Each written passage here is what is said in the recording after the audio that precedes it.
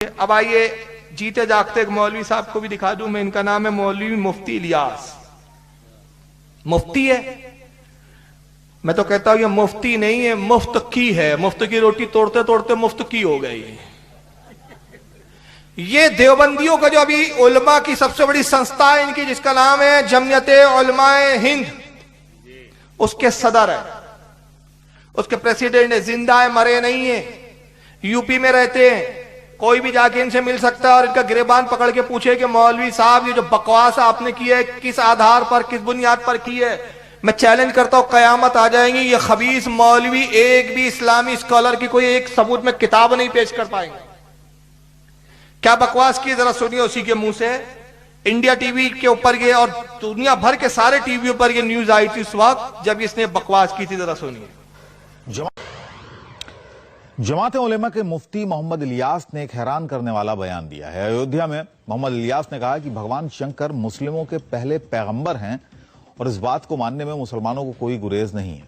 जमात उलेमा 27 फरवरी को बलरामपुर में कौमी एकता का कार्यक्रम करने जा रहा है और इसी कार्यक्रम में अयोध्या के साधु संतों को भी आमंत्रित करने के लिए एक प्रतिनिधिमंडल फैजाबाद आया, जहां मुफ्ती इलियास ने यह बयान दिया।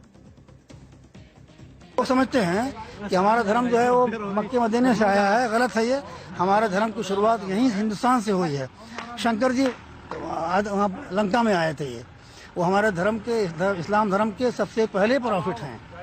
वो हिंदुस्तान में आए थे। ये मैं रोक रहा हूं, जुमले सुनो। लोग समझते हैं कि हमारा मजहब, हमारा धर्म मक्का मदीने वाला है। गलत है। हमारे धर्म की शुरुआत हिंदुस्तान से हुई। हमारे सबसे पहले पैगंबर कौन है? शंकर भगवान। वो लंका में आए थे। मुझे बताइए, हमारे धर्म के पहले पैगंबर आदम अलैहिस्सलाम है कि शंकर है? आदम अलैहिस्सलाम है ना, मगर नहीं, ये शंकर साहब कह रहे हैं, शंकर को बता रहा है। और दूसरा सवाल मैं आपसे पूछ रहा हूं, बताइए आपका मजहब मक्का और मदीने वाला है कि हिंदुस्तान का शंकर वाला है? अब देखिए बात वाज़ेह हो गई। आपने इकरार किया, मैं भी इकरार कर रहा हूं, उलमा को भी इकरार है, हमारा मजहब मदीने वाला, हमारा मजहब मक्के वाला। इसलिए हम रहते हिंदुस्तान में, हिंदुस्तान से मोहब्बत जरूर करते हैं। क्यों? ख्वाजा ने इससे मोहब्बत की है, रसूल ने इससे मोहब्बत की है।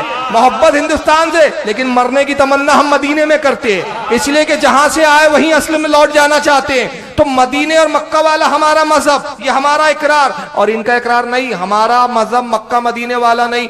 तो अब तो झगड़ा खत्म हो गया ना। लाइन ऑफ डेमोन्स्ट्रेशन तो खुद इन्होंने ही खींच दी ना कि हमारा मजहब और है, इनका मजहब। तो अब इनके पीछे कैसे नमाज होंगी?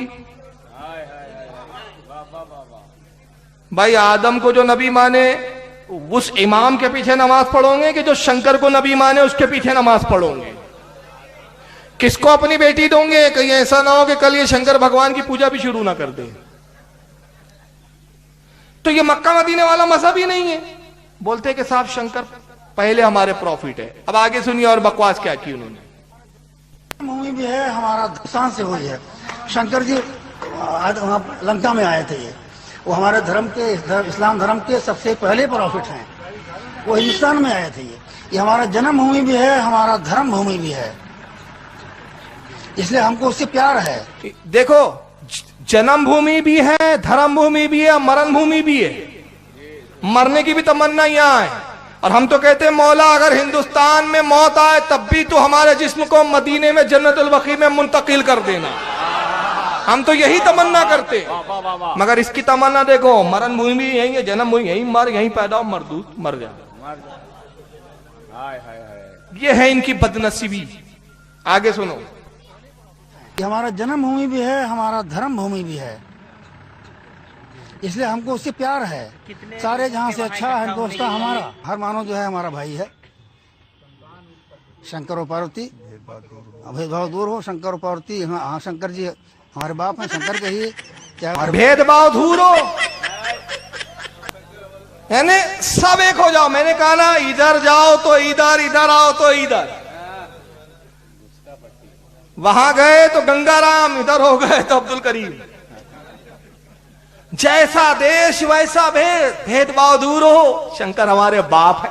अरे अभी आगे और सुनो क्या क्या रिश्तेदारी है। सुनते जाओ, फिर मैं इसकी और रिश्तेदारियां बताऊंगा। भेदभाव दूर हो, शंकर और पार्वती, हाँ शंकर जी हमारे बाप हैं, शंकर कहिए, चाहे उनको आदम कहिए, चाहे मनु कहिए, लेकिन एक वास्तविकता है और इसको दृढ़ विश्वास से कहा जा सकता है, इस पर शब्दों में कह रहा हूँ मैं कि इसमें कोई शंका नहीं है और कोई शंका नहीं कर सकता है कि एक नर और नारी से मानव मात्र को ईश्वर ने पैदा किया है।